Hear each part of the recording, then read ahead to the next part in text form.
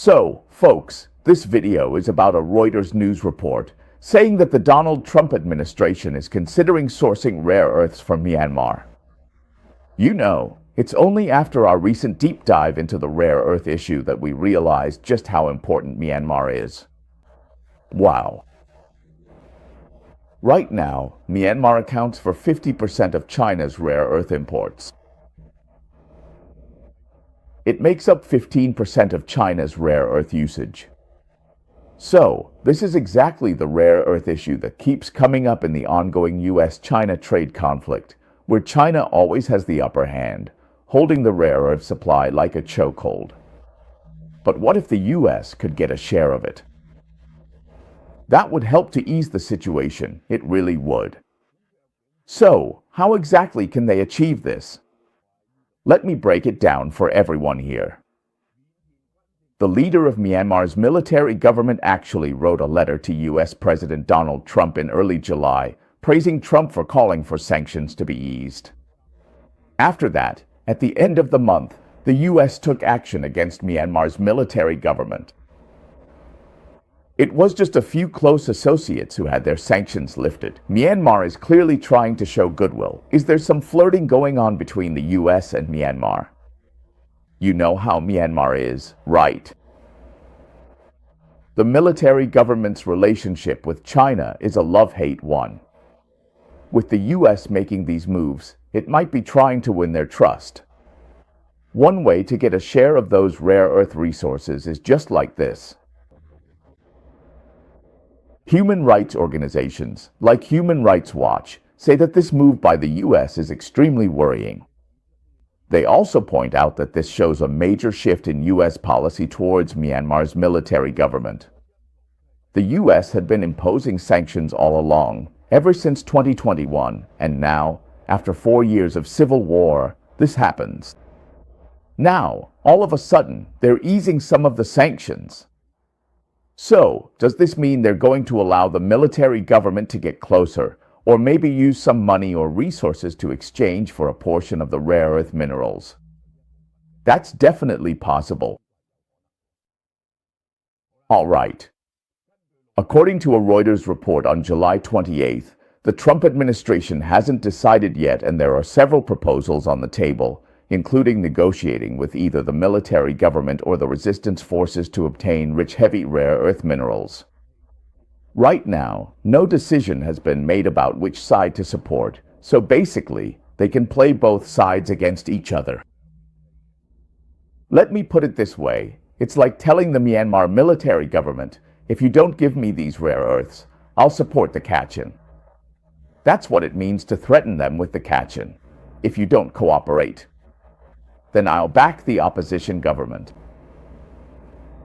According to foreign media reports, the Trump administration team received a lot of different proposals, whether from the State Department or the Quadrilateral Security Dialogue Mechanism. The Quadrilateral Security Dialogue Mechanism, by the way, includes India. Why go through this? Because India and Myanmar share a long border, so appointing a special envoy to negotiate with the Kachin Independence Army or the Myanmar military government about anti-drug development cooperation is also possible. What just came to my mind is that both sides might reach an unexpected devil's bargain, the most impossible three-way deal.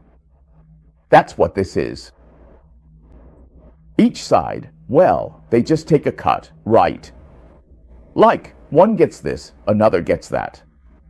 Of course, the military government would, for example, take 2/3, and the Kachin would get 1/3, and then the goods get shipped out. Is that how it works? So this is one of the possible options. At the same time, they're relaxing the sanctions on rare earth and arms trading. Look, what they need most is weapons. Can the US actually provide them with weapons? I really think the US absolutely cannot provide weapons to the military government.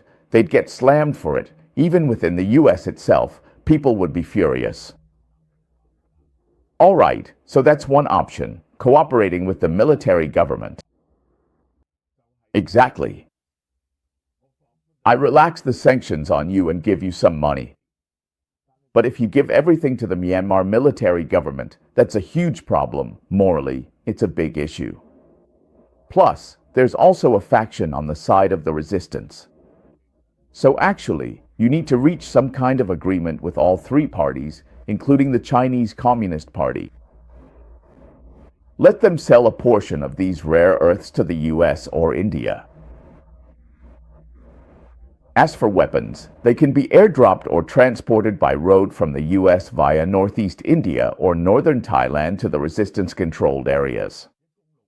As for the minerals, they can be exported in the opposite direction through the same routes to India or Southeast Asian ports from the key controlled zones. They can be shipped by sea to the US, and as for other processing locations, what's the main mode of transport? They can be sent to Mountain Plus for processing, where American mining technology companies and entities under Third and Care can set up joint ventures, providing equipment, training, and security escorts in exchange for mining rights or the right to extract ore. So this is how it works. Basically, the US provides some funding, and this company supplies the equipment. That way, the minerals can be extracted and then exported. But through which channels? Well, it involves bribing certain people on those days, paying off those who need to be bribed. Paying passage fees, that's what it is.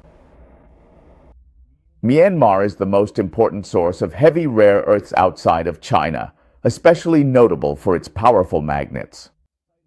In recent years, the rare earths exported to China from Myanmar have accounted for 60% of China's rare earth imports, and around 2024, this proportion even reached 65% cumulatively.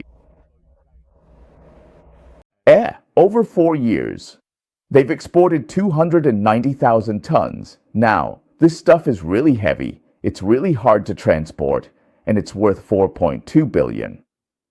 You could say, huh? That's nearly $1 billion a year. That's pretty impressive. Yeah, and it's right up there with natural gas. These are the two main sources of income for the Myanmar military government. This one is selling natural gas, and this one is selling rare earths. And 85% of it is the increase that happened after the coup. In recent years, due to the war, environmental protection has been completely relaxed. Local officials are mining recklessly, as the government can't control them. This has led to massive expansion. That's basically what happened. In 2025, China's rare earth imports will reach 24,000 tons. Transporting this with 11 trains, each could exceed 10 tons. Past trains carried 7.5 tons. These can exceed 10 tons. If each freight train carries over 10 tons, how many trains would you need? That's a lot, like 100 trains. How many days would that take? If you run 100 trains, that's over 1,000 trips. If you do 100 runs, that's over 100,000 tons. Hey, is that road even reliable? It dropped by 30.9%. Look, a third of China's rare earth oxides are imported, and 50% of those imports come from Myanmar.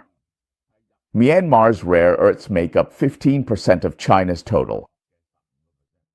China accounts for 90% of the world's supply, so Myanmar's rare earths make up 13.5% of the global total. Kachin is a major production area for heavy rare earths, and now the rebel forces control this region, which produces a significant portion of the world's heavy rare earths. In terms of global reserves, this area holds about 50% of the world's heavy rare earths. Since the operation on March 30, 2024, the Kachin Independence Army has launched attacks against the government, so rare earth production capacity has dropped in 2024. They have already taken control of the main resistance areas, causing the supply of heavy rare earths to be almost cut in half. The global price of rare earths has soared because the Kachin Independence Army attacked some government-held areas, so the government couldn't control the rare earth production, and exports to China have decreased. Currently, the Myanmar military government controls 21%, while the resistance forces and ethnic armed groups control 42%. So what about the remaining 37% of the territory? Well, it's either controlled by other local armed groups, or it's contested areas where everyone is fighting back and forth. Thailand and Cambodia, because of their relationship with China, will not allow the United States to intervene in Myanmar's internal affairs in the form of military aid. They won't let you ship weapons in or rare earths out, because that would seriously offend China. The only way is through the mountain roads on the northeastern border of India. Only then can weapons be exchanged for rare earths and minerals transported out. There are just 11 such routes. Right here. I mean here, but this route is completely mountainous. It's really tough. This is the only transport route, and it's very rugged. Is this even feasible? There are also some Myanmar military government forces here. The military government has troops stationed here too. So, is this really doable? If the US provides massive military aid, if they support the government forces, then they'll definitely be criticized by the whole world. This is like you're helping the government forces suppress these people. You're in big trouble. And let me tell you, the Chinese Communist Party definitely wants to keep those rare earth mines for themselves. They absolutely won't allow it, and that's exactly what the Myanmar military government is doing. Give the rare earths to the US. The resistance forces are also under pressure from the Chinese Communist Party. Actually, both sides are wary of the CCP. The CCP is playing both sides here, right? So, is the only one not afraid of China this black market state? It's because the US supplies them with a lot of weapons. That's the only reason they dare to stand up. They don't care whether they're doing business with China or the US. Because with all that military aid, it would break the balance of power. It might actually intensify the civil war, you know. Maybe it'll just make the conflict escalate even more. Or maybe you could supply some light weapons in exchange for mining rights, wait until things settle down over there before taking action. That's one possible approach. But the US, with Donald Trump's personality, he wouldn't do that because he's really impatient. If the US provides military aid to support the anti-communist forces, then on the world stage, that's justifiable because it's helping democratic forces resist government oppression. In that case, the rebels might actually gain the upper hand. If the rebels gain the advantage, it could make it easier to start peaceful dialogue, and the US would have even greater influence in Myanmar. But if the US gives military aid to the anti-communist forces, then China could also ramp up its military support for the junta, including things like drones, armored vehicles, and intelligence support. That would turn Myanmar into a frontline for a US-China proxy war. Basically, the Myanmar military government would be under huge pressure from the mainland not to do any business with the US. What about Kachin State? If the US gives them a lot of military support and lets them take full control of Kachin State, then they might actually start dealing with the US, and they wouldn't have to be afraid of China anymore. Of course, the support has to be enough. If the US supports the Kachin, especially by giving them a lot of drones, giving them lots of drones to help them fight, then China would end up supporting the military government even more, and it would turn into a full-scale civil war. It would become a proxy war, but the border between China and Myanmar is 2,000 kilometers long. Logistics and intelligence networks are well established for transporting things.